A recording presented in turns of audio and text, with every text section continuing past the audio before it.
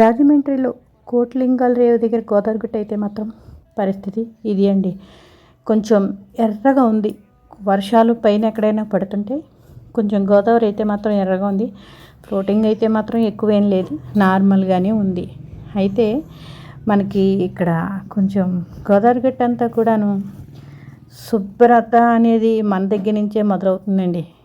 అది అందరూ చూసారా, దీంట్లో యూట్యూబ్లో ఇన్స్టాగ్రామ్లో వాటిలో కూడా చూపిస్తున్నారు. తుక్కు పడేద్దని అది వినాలి.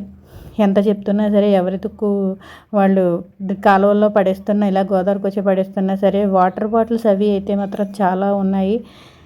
నేను చూపిస్తున్నాను అని కాదు, కానీ సాయంత్రం వేళల్లో మా గోదావరి అందాలు ఈవినింగ్ టైం ఎలా ఉందో ఒక్కసారి అయితే మాత్రం వ్యూ చూడండి, ఎంత బాగుందనో.